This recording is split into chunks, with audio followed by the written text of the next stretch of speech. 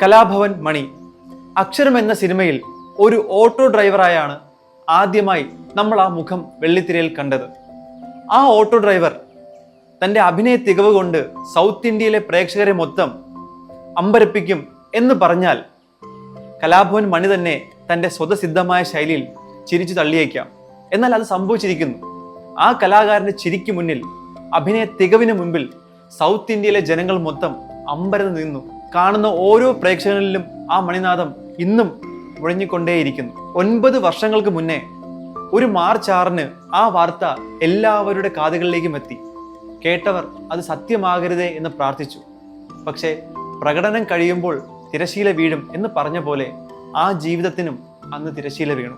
ഇത്രയേറെ അഭിനേതാക്കൾ ഉണ്ടെങ്കിലും എന്താണ് മണിയെ വ്യത്യസ്തനാക്കുന്നത് എന്ന് ചോദിച്ചാൽ തൻ്റെതായ അഭിനയ ശൈലി, തൻ്റെതായ ഒരു സ്വതസിദ്ധമായ രീതി, ഇതായിരുന്നു മണിയുടെ ഏറ്റവും വലിയ പ്രത്യേകത. കുട്ടിക്കാലം മുതലേ പഠിത്തത്തിൽ പിന്നോക്കനായിരുന്നെങ്കിലും എല്ലാ കലാമേഖലകളിലും കലാഭവൻ മണി മുൻപന്തിയിൽ തന്നെ ഉണ്ടായിരുന്നു. 10ാം ക്ലാസ് പഠനത്തിന് ശേഷം തെങ്ങ് കയറാനും ഓട്ടോ ഓട്ടിക്കാനും പോകുമ്പോൾ തൻ്റെ കലാവാസന വളർത്താനും അദ്ദേഹം ശ്രമിച്ചുകൊണ്ടേയിരുന്നു. മിമിക്രിയിലൂടെയാണ് കലാഭവൻ മണി സിനിമാ രംഗത്തെത്തുന്നത്. സല്ലാപത്തിലെ ചെത്തുകാരൻ രാജൻ ശ്രദ്ധേയമായി. ആ പാട്ടുകളും ശ്രദ്ധേയമായി. തുടർന്ന് നിരവധി അവസരങ്ങൾ കലാഭവൻ മണിയെ തേടിയെത്തി. നിറം കൊണ്ടും ശരീരം കൊണ്ടും ഒരു പക്ഷേ നായകന്റെ കൂടെ നിൽക്കേണ്ട നിരവധി പേരിൽ ഒരാളായേക്കാം എന്ന് തോന്നിയെങ്കിലും തൻ്റെ അഭിനയ തികവ് കൊണ്ട്, തൻ്റെ സംസാരം കൊണ്ട്, ആ മണിനാദം കൊണ്ട്, ആ ചിരി കൊണ്ട് മണി വ്യത്യസ്തനായി. ആദ്യം നായകന്റെ കൂട്ടുകാരനായി, തമാശ കഥാപാത്രങ്ങളായി, പിന്നെ വില്ലനായി, ഒടുവിൽ നായകനായി. വാസന്തിയും ലക്ഷ്മിയും പിന്നെ ഞാനും, ബെൻ ജോൺസൺ, കരുമാടിക്കുട്ടൻ, അങ്ങനെ എണ്ണം പറഞ്ഞ ഒട്ടനവധി മികച്ച കഥാപാത്രങ്ങൾ മണിയിൽ നിന്നും നമ്മൾ കണ്ട് രസിച്ചു. മലയാളത്തിന്റെ അതിർവരമ്പുകൾ കടന്ന് തമിഴിലും തെലുങ്കിലും സൗത്ത് ഇന്ത്യ മുഴുവൻ മണിനാദം പടർന്നു കയറി. തമിഴിലെയും തെലുങ്കിലെയും മികച്ച നായകന്മാർ, സൂപ്പർ സ്റ്റാറുകൾ മണിയുടെ ഡേറ്റിനായി കാത്തിരുന്നു. ബ്രഹ്മാണ്ഡ സംവിധായകർ തന്റെ സിനിമകളിലെ വില്ലനായി മണിയെ കാസ്റ്റ് ചെയ്തു. ആ ചിരിയുടെ ശബ്ദം എല്ലാ ലാംഗ്വേജും തനിക്ക് വഴങ്ങും എന്ന് കലാഭവൻ മണി തെളിയിച്ചു. തമിഴിൽ വില്ലനായി വന്ന് കോമഡി ചെയ്ത് തമിഴരെ ഞെട്ടിച്ചു. തെലുങ്കിലും തന്റെ പ്രകടനം കൊണ്ട് അവർക്കിടയിൽ മണി ശ്രദ്ധേയനായിരുന്നു.